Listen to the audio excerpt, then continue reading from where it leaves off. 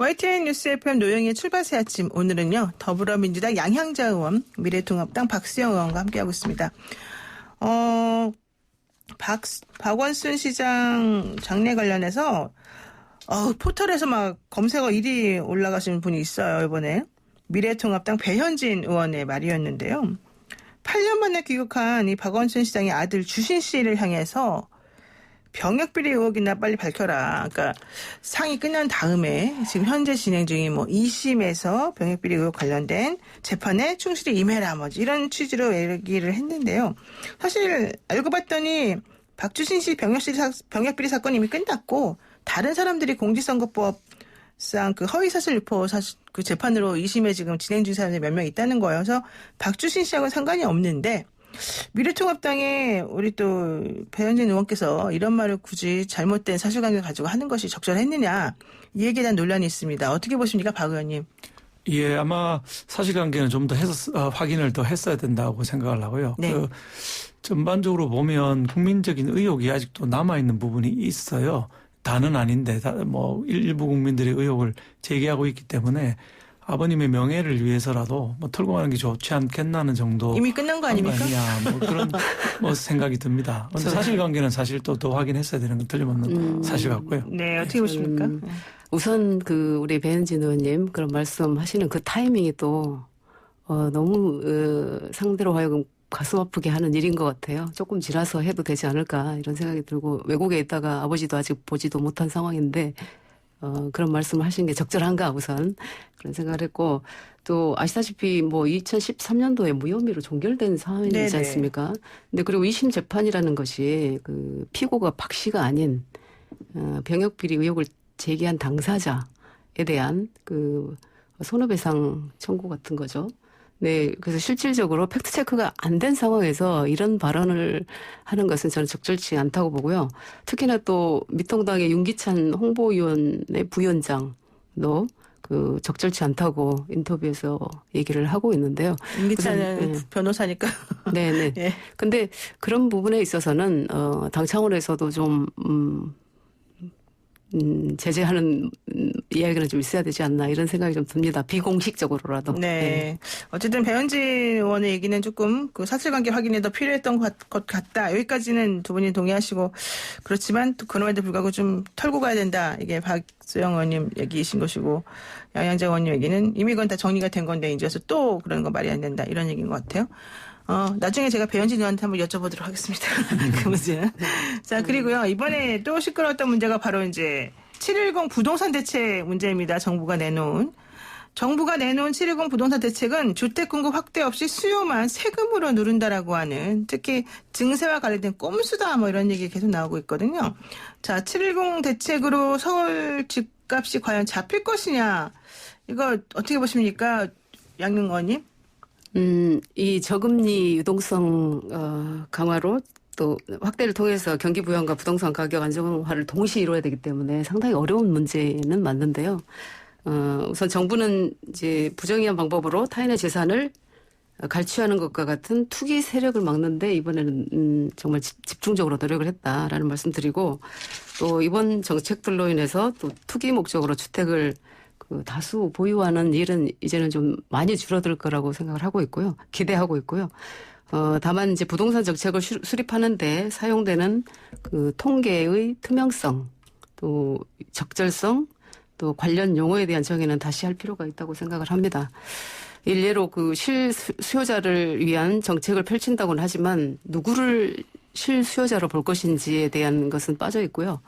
그리고 소위 수십억의 똘똘한 한 채를 가진 사람을 정부 정책이 추구하는 실수요자로 볼 것인지에 대한 판단도 아직 좀 부족한 상황인 것 같습니다. 또한 종부세율 상향으로 인해서 최대 6%까지 올라가게 되는데 그 모든 종부세 대상자들이 여기에 해당하는 것처럼 비춰지는데 그건 이제 또 사실이 아니고요. 실제로는 180여 가구가 해당이 되고 이런 통계에 대한 투명성도 확보되어야 정확한 부동산 정책이 수립될 것이라고 봅니다. 우선 저는 이제 우리 그 정책의 신뢰를 받는 것이 우선되어야 한다고 생각을 하고요. 아까 그 질문이 집값을 잡을 수 있을 것이냐 최대한 노력으로 앞으로도 지속돼야 될 과제인 것 같습니다. 네. 유동성 상황이 너무 많은데 그 자금을 어떻게 해소할 것인가에 대한 대책은 없고 또 공급이 좀 부족하다는 것에 대해서 또 어떻게 해결하겠다는 것은 없고 그냥 여러 가지 측면에서의 세금 증세만 지금 결과적으로 나오는 거 아니냐 뭐 이런 얘기가 많이 나오고 있는데요. 다주택자를 무조건 투기꾼으로 바라보는 것도 좀 옳지 않은 거 아니냐 이제 이런 얘기도 나오거든요. 자, 요 상황 관련해서 그렇다면은 미래통합당에서 바라보기에는 이번 대책이 어떤 점에서 괜찮은지 어떤 점에서 문제가 있는지 얘기해 줄 수 있을까요? 네, 이게 뭐 아시는 것처럼 3년 동안 22번이나 지금 발표를 했거든요. 그럼 뭐 이미 실패했다는 얘기나 마찬가지고요. 마지막 22번째 이번 대책은 또 8일 만에 나왔습니다. 네. 이건 무슨 대책이 금방 나왔다고 또 8일 만에 또 대책이 나오고 이런 식으로 덮어씌우는 정책이 자꾸 나온다는 것은 이미 실패했다고 볼 수 있는데 이 참여정부 때부터 이 부동산이 자꾸 오르고 있는 근본 원인이 정부가 시장을 통제할 수 있다라고 믿는 국가주의에서 나온다고 봅니다. 네. 이게 공급을 해가지고 공급을 통해서 부동산 이 수요를 컨트롤해야 되는데 수요를 잡으려고 세금만 자꾸 올리니까 국민적인 반발이 커지고 풍선 효과도 나고 또 강남은 더 오르고 이런 현상이 나고 있는 것입니다. 이 방법을 못 잡습니다. 그렇군요. 네. 양 의원님 지금 이런 얘기를 하더라고요. 노무현 정부 때하고 문재인 정부 때 그 주택 가격 그 올라가는 퍼센테이지가 훨씬 크다. 네. 예를 들면은 이제 미래통합당 쪽에서는 우리 쪽이 정권을 잡았을 때는 오히려 더 많이 안 올랐다. 왜 자꾸 이거 건드려가지고 점점 더 이 집값을 올리느냐. 이거는 부동산 정책을 못 잡을 거면서도 괜히 이걸 가져서 건드리면서 세금만 가져가려고 하는 거 아니냐. 이런 얘기 나오면서 지금 계속 반발이 있는 것 같아요. 이거 어떻게 보세요? 근데 이제 대한민국이라는 나라를 이렇게 보면 사실상 그 규모가 너무 그 사이즈 면에서 보면 작아요. 그래서 그러다 보니까 수도권으로 이게 집중되는 인구가 집중되는 그런 형국인데 지속적으로 그 얘기는 교육, 문화 모든 것들이 수도권에 집중돼 있어서 어쩔 수 없는 상황이다고 보여지기는 합니다만 그래서 저는 이제 국토균형 발전 차원에서 우리 김수영 의원님의 부산이나 죄송합니다. 박수영 의원님의 부산이나 광주인 제가 좀 더 나서서 그 국토균형 발전 차원에서 얘기를 좀 해야 되지 않을까 이런 생각이 들고요. 결국은 저는 제일 중요한 것이 교육이라고 생각합니다. 교육의 인프라나 모든 교육을 서울에서 또 특히 강남에서 받고자 하는 그 국민적 열광 열망 이것들이 수도권으로 모여지는 것이 아닌가. 그래서 이것이 계속적으로 진행되고 있고 실제로 지방은 인구 소멸이 되어가고 있는 곳들이 굉장히 많지 않습니까? 그래서 이것은 어떤 서울만의 문제가 아니라 대한민국 전체를 놓고 좀 풀어야 할 문제가 아닌가 이렇게 생각합니다. 제 질문의 요지는 그게 아니라 왜 문재인 정부와 그다음에 노무현 정부 때 집값이 더 많이 올랐느냐. 지금 그 얘기를 미래통합당 하고 있기 때문에 거기에 대해서 어떻게 생각하시는지 여쭤보는 게 핵심인데. 저는 이제 물가 상승률이라든지 모든 것들이 다 오른 상황에서 그 말씀은 꼭 맞다라고 생각은 하지 않습니다. 통계가 이렇게 나온 거 아니에요? 맞습니다. 최근에 경실련에서 이제 저 중위값 조사를 자연스러운 했거든요. 상황이기도 하다 이런 말씀을 드립니다. 경실련 조사를 보면 이명박 정부 때는 오히려 마이너스 3% 즉 저 아파트값이 떨어졌다고 나와 있고요. 그다음에 박근혜 정부 때는 29% 올랐습니다. 근데 문재인 정부는 3년 동안 52% 상승했다는 게 경실련 조사이거든요. 오르는 건 틀림없는 사실인 것 같고 이게 공급에 기대지 않는 정책을 자꾸 써서 그런 거예요. 서울시만 하더라도 재개발 재건축으로 살고 싶은 아파트, 새 아파트 살고 싶어 하면 그걸 공급할 수 있도록 풀어놔야 되는데 국가가 통제하면 강남 잡을 수 있다. 강남만 잡겠다. 이런 정책으로 가서는 해결이 안 됩니다. 양 의원님 말씀하신 국토균형 발전 저도 뭐 100% 찬성하고요. 근데 이 이슈하고는 조금 다른 이슈입니다. 네, 이제 재개발 재건축 문제도 조금 더 보셔야 되는 것들이 이제 노후 주택이라든지 또 위험 주택에 대한 개발로 좀 가야 될 것 같고요. 이제 앞으로도 이 정부에서 공급 발굴 정책들을 또 내놓겠다고 하니까 조금 더 좀 촘촘하게 잘 정책들을 마련해야 될 것 같습니다. 지금 그래서 그 관련해가지고 이게 나오는 게 지난 3년간 이 부동산 정책을 이끌었던 사람이 김현미 국토교통부 장관이니까 김현미 장관 이제 경질해야 되는 거 아니냐 이런 얘기 나오더라고요. 이건 어떻게 보세요? 저는 이제 김현미 장관의 거취가 저는 본질은 아니라고 생각합니다. 아, 그래요? 네. 우선 이제 신뢰는 되찾아야 되는데 또한 그 70 부동산 정책이 발표된 지 이제 3일밖에 안 됐습니다. 그리고 정책의 결과에 따라서 이제 정부도 여러 고민을 하게 될 것이고요.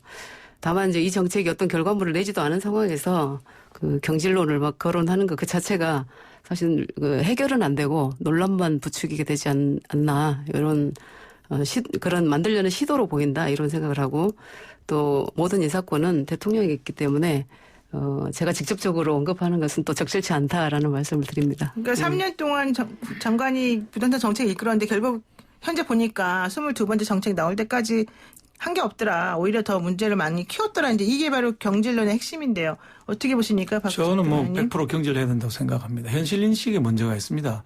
얼마 전에 이제 언론 인터뷰에서 국회 예결위군요. 예결위에서 지금까지 부동산 정책은 종합적으로 잘 작동되고 있다고 본다. 이렇게 답변을 하셨어요. 네네.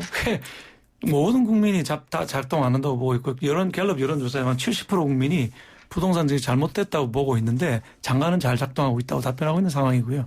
22번의 정책을 냈지만 이 22번째 정책도 그간의 21번째 정책이랑 맥을 같이 하는 거거든요. 네. 성공할 수가 없는 거죠. 이럴 때는 빨리 경질해서 새로운 패러다임, 새로운 시각으로 부동산 문제를 접근할 수 있는 사람을 해야 문재인 정부도 성공할 수 있고 대한민국 국민들도 편하게 살 수 있다. 저는 이제 여기서 한 말씀 드리고 싶은 게 미래통합당도 어떤 대안을 가지고 이런 말씀을 하셨으면 좋겠습니다. 대안을 좀 말씀드리지 않습니까? 네. 서울에 주택을 원하는 분들이 많으면 서울의 재개발 재건축을 통해서 아파트를 공급해야 된다. 그러니까 재개발 재건축이 그 노후주택에 대해서는 노후주택 또 위험주택에 대해서 개발하는 것이지 그것이 공급 정책이라고 보여지지 않거든요. 아니 노후주택들 다 뜯어서 이번에 청구를 올리지 않습니까? 그리고 용적률도 좀 더 풀어줘야 된다고 생각합니다. 네. 세계적인 수도에 가보면은 도시면 전부 빡빡하게 고층 아파트들이 들어서 있거든요. 우리만 재건축 재개발 안 하고 놔두고 낡은 집도 그냥 놔두는 정책으로 가가지고는 공급을 뭐 전혀 안 해가지고는 따라갈 방법이 없는 것이죠. 그런 부분까지도 다 대책으로 고민을 하고 있는 상황입니다. 네, 알겠습니다. 경질하면은 어느 분을 추천하실 건지 여쭤보려고 그랬는데 시간이 없어서 안 될 것 같아요. 오늘 말씀 여기까지 듣겠습니다. 고맙습니다. 네, 고맙습니다. 감사합니다. 네, 지금까지 더불어민주당 양향자 의원 그리고 미래통합당 박수영 의원과 함께했습니다.